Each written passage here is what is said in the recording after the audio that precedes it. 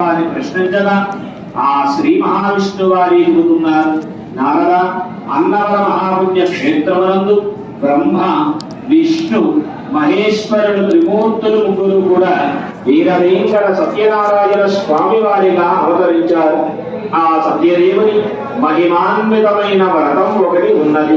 సత్యనారాయణ స్వామి వారి వ్రతాన్ని వైశాఖ మాసములో కాని, శ్రావణ మాసములో కాని, కార్తీక మాసములో కాని, మాఘ మాసములో కాని, ఏకాదశి, పౌర్ణమి, సంక్రాంతి నాడు కాని సత్యనారాయణ స్వామి వారి వ్రతాన్ని ఆచరిస్తే విశేషమైనటువంటి ఫలితాన్ని పొందుతారు. అలాగే ఈ వ్రతాన్ని మనము ఇంటి దగ్గర ఏ శుభకార్యం చేసుకున్నప్పుడైనా ఈ సత్యదేవుని వ్రతాన్ని ఆచరించవచ్చు. వ్రతము ఆచరించుకునేటువంటి దంపతులు ఆ రోజున తలస్నానం చేసి నూతన వస్త్రాలు గాని, పట్టు వస్త్రాలు గాని ధరించి వ్రతానికి ముందుగా గణపతిని పూజించారు. తరువాత సత్యనారాయణ స్వామి వారి ప్రతిష్టాపన గావించి స్వామివారికి పరివార దేవతలైనటువంటి ఆదిత్యాది నవగ్రహములను ఆవాహన చేసి సత్యనారాయణ స్వామి వారికి పూజా విధానము, నీరాజన మంత్ర పుష్పాలు సమర్పించి మహిమాన్వితమైన కథలన్నీ శ్రద్ధగా వినాలి.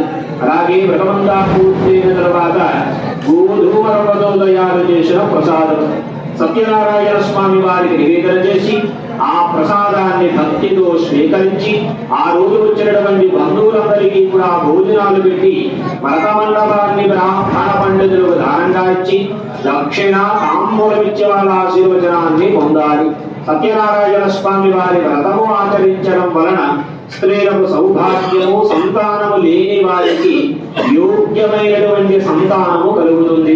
ఎవరు ఏ కోరికతో సత్యదేవుని వ్రతాన్ని ఆచరిస్తారో వాళ్ళు అనుకున్న కోరికలు తప్పకుండా నెరవేరుతాయి నారదాని ఈ వ్రత విధానాన్ని వైకుంఠంలో శ్రీ మహావిష్ణు వారే నారద మహామునికి తెలిపారు. ప్రథమోధ్యాయ సమాప్త. నమస్కారం చేయాలి, గోవింద అనాలి. గోవింద. అయ్యా, అందరికీ వినపడుతోంది కదా చెప్పేది.